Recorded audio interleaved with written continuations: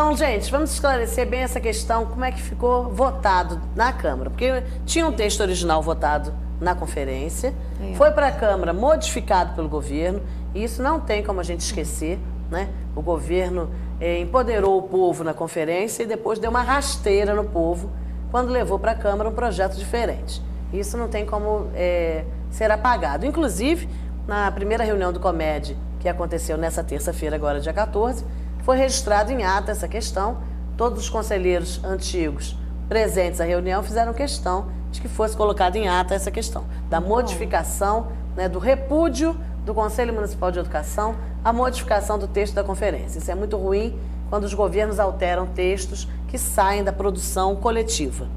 Agora, no texto que foi para a Câmara, nas emendas, Doroteia, a emenda do 1/3 garantia a implementação de 1/3 no primeiro ano de vigência. Como é que é isso? Isso, o governo precisa, né? Na verdade, isso é uma lei, né? Ele precisa cumprir essa lei até um ano. Então, seria até julho de 2016, tá? Ainda nesse governo. E o que nós esperamos que se cumpra essa lei. Porque os professores também estão ficando muito cansados, né?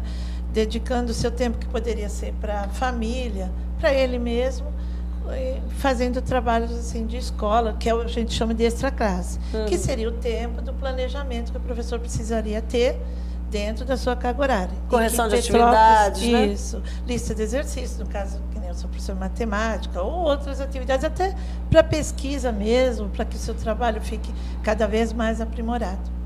E isso, gente, é a base da qualidade da educação. Se um professor trabalha o dia inteiro em sala de aula e não consegue nenhum horário para planejamento, é claro que as suas aulas serão comprometidas, né? A qualidade do seu serviço não vai ser o mesmo daquela pessoa que pode trabalhar só no primeiro horário, que tem a tarde e a noite para pesquisa, para preparar trabalhos. Não é a mesma coisa. Não tem como garantir essa qualidade. Quem tem que garantir essa qualidade é o governo, que tem que cumprir uma lei federal, que é a lei do piso. Foi até uma questão interessante, que cada um cumpre um pedacinho, né? Cada governo estadual, municipal, escolheu um pedacinho da lei para cumprir. Quer dizer, então é assim, a gente pode pegar uma lei e só vou cumprir o pedaço que me interessa, o resto eu deixo para lá porque não me interessa, não me convém, agora eu não posso, né? É por aí, França? Não, não é por aí. A lei tem que ser respeitada na sua integralidade. Não pode ser aos pouquinhos. Até porque nós somos cobrados na integralidade, né? Com certeza. Então, gente, só para esclarecer também, o Plano Municipal de Educação é um plano de metas e diretrizes, mas ele se transformou em uma lei. Ele precisa ser cumprido e o governo tem que se justificar do não cumprimento também. Porque senão fica parecendo que aquilo lá é uma carta de intenções. E não pode ser, tá? Aquilo é um plano para a educação nos próximos 10 anos no nosso município. É uma política pública que foi aprovada pela sociedade civil e pelo governo atual, pela Câmara dos Vereadores, inclusive, que representa todo o resto da população, né? Que cada vereador ali foi eleito por uma fatia da população. Então, aquilo não é uma brincadeira, aquilo não é uma carta de intenções, aquilo é um plano que foi discutido, votado, aprovado pela população e depois submetido à Câmara para virar lei. Então, agora tem que ser cumprido, né? Não adianta dizer, agora meu pé me dói. Não. Não, agora não. Tá? Então, pensasse antes, se organizasse antes. Por quê? Porque, como a Doroteia disse, a questão da implementação de 1/3 é no primeiro ano do plano. O primeiro ano do plano começou dia 24 de junho, tá? Então, já está em vigor. Então, o governo tem que se apressar, né? Vamos começar logo essas reuniões aí para os documentos de porte, para ver questão de carência. O CEP está à disposição sempre. Não há nenhuma reunião que o governo possa ter dito que nós fomos convocados e não aparecemos. Isso não existe, tá? E nós já temos um esboço. O professor Luiz Leme, na época, em 2013, apresentou um estudo muito compacto, muito interessante dessa implementação. Inclusive, o governo mesmo achou tudo muito interessante, só não cumpriu. Ainda dá tempo, né? A gente pode pegar a parte que seria do segundo ano e estabelecer agora. Precisa ser cumprida a lei. Isso em relação à questão de 1/3. Com relação à questão de 30 horas, França, o que ficou aprovado? Bom, o que ficou aprovado foi que nós teríamos a condição de estar lutando por essas 30 horas, durante esses 2 primeiros anos. Por quê? Porque no primeiro ano, dessa primeiro ano de vigência do plano, será feito, né, pelo governo estudos em algumas escolas piloto. Se eu não me engano, 10% das escolas da rede.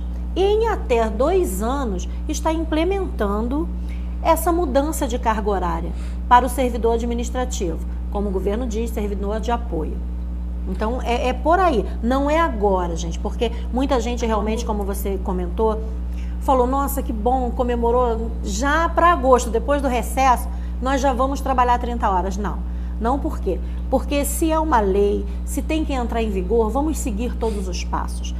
Porque nós já tivemos uma experiência que deu super certo. A semana 30 horas. A semana 30 horas. Infelizmente, ela não foi reconhecida pelo governo. De 18 a 22 de agosto de 2014. Exatamente, de 2014. Ela não foi reconhecida, mas foi um sucesso. E deu certo. Deu certo. Não, ela deu inclusive muito foi certo. muito reconhecida pelo governo, que descontou cada centavo dos não trabalhadores que participaram realmente, dessa experiência. Ela foi tão reconhecida. Isso não tem que como a teve gente desconto. esquecer também, não. O governo cortou ali na carne do trabalhador uma semana de horas das pessoas que recebem menos, né? São as menos favorecidas na tabela de vencimentos. Isso não dá para esquecer. Ela não reconheceu o sucesso, então, né? Ela não reconheceu o sucesso que foi a implementação das 30 horas. Mas ela se lembrou direitinho na hora de penalizar cada servidor que participou disso.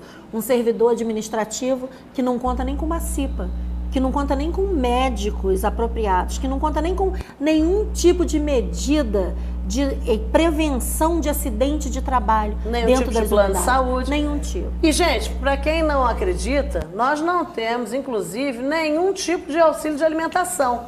Nem não ticket, temos. nem vale refeição, nada.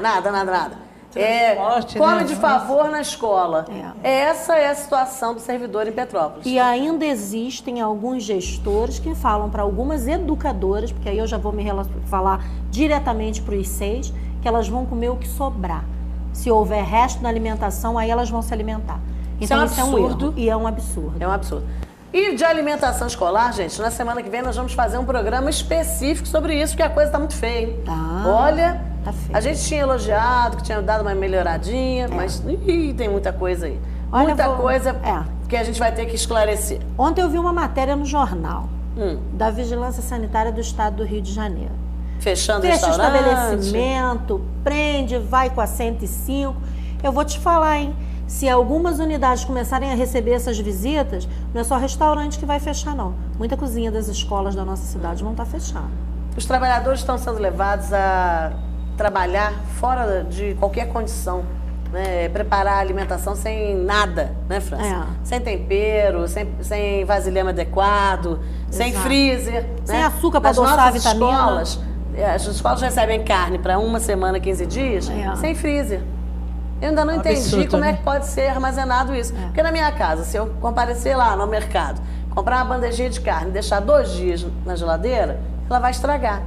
Na escola, eles acham que a escola vai conseguir conservar para uma semana, 15 dias, na geladeira. No congeladorzinho daquela geladeirinha pequenininha. Fora a falta de dinheiro das unidades escolares. Gente, como as escolas vão fazer com os pequenos reparos que são pagos, com água, com tudo que, de repente, utiliza dinheiro.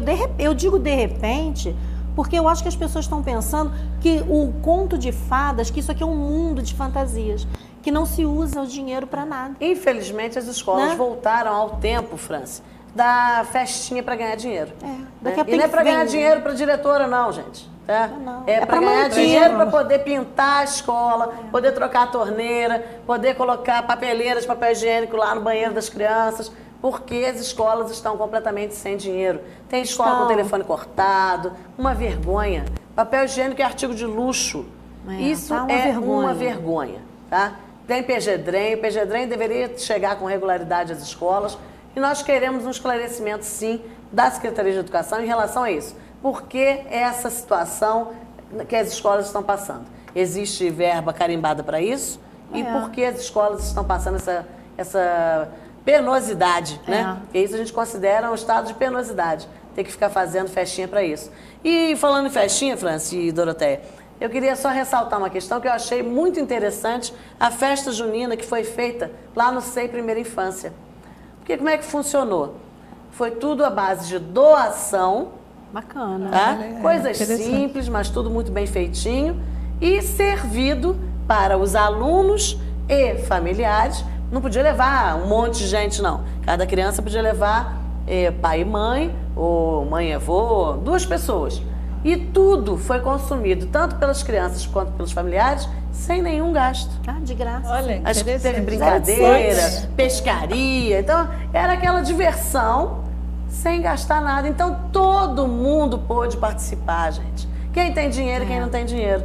Porque se existe a tal crise, é óbvio que quem tem 4, 5 filhos na creche ou na escola não pode ir à festinha, porque a brincadeira comprar. custa R$3. Não tem Né? condição.